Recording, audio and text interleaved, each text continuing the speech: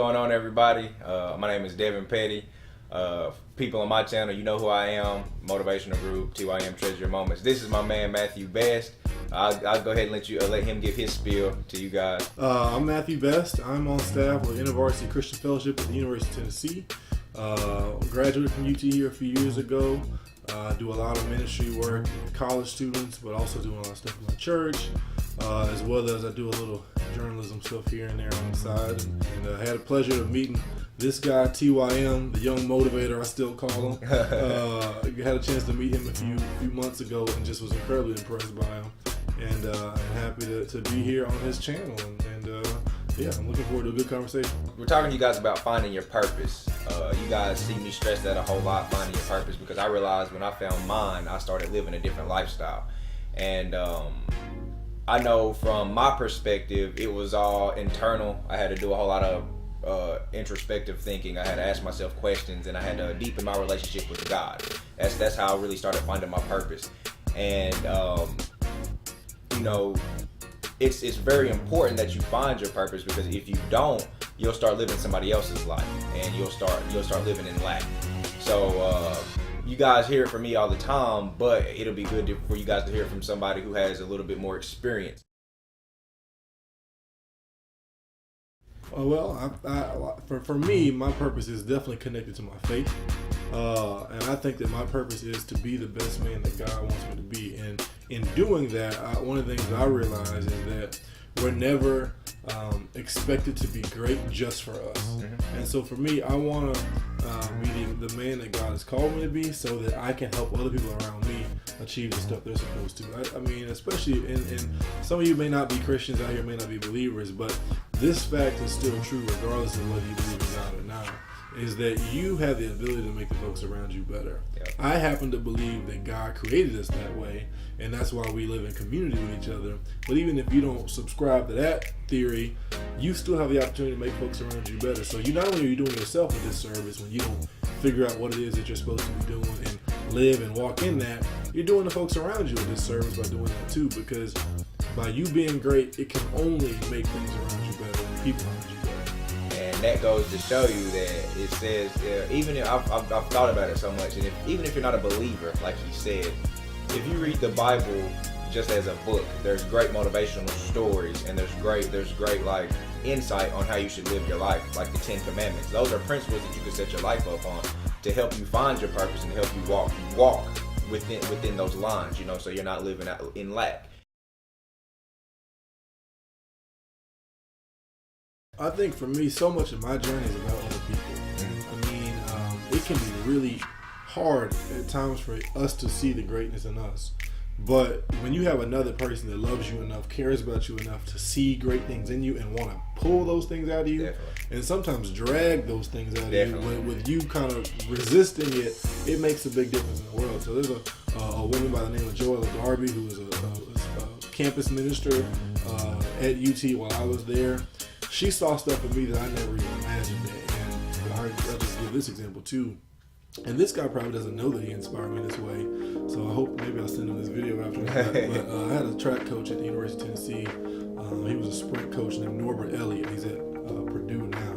And there were some things that he said, but also just the things that he did that really pushed me in a particular way. He was incredibly encouraging, always really affirming, always really a positive motivator.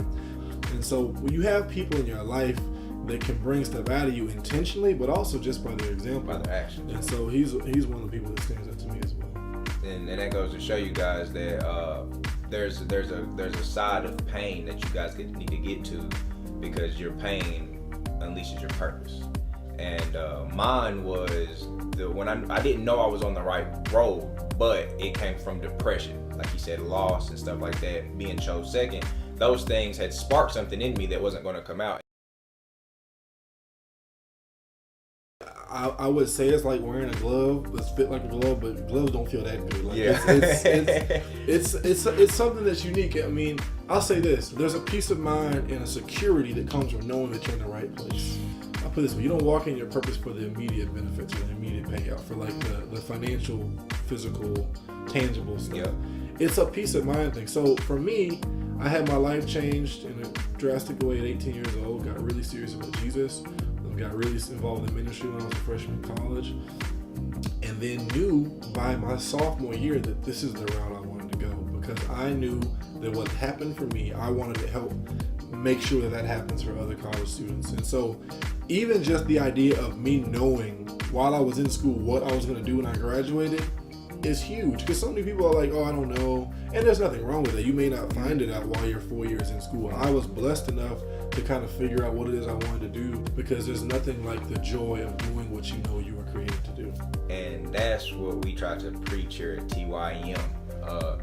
It's so frustrating to see people settle for jobs and circumstances that they don't need to be in.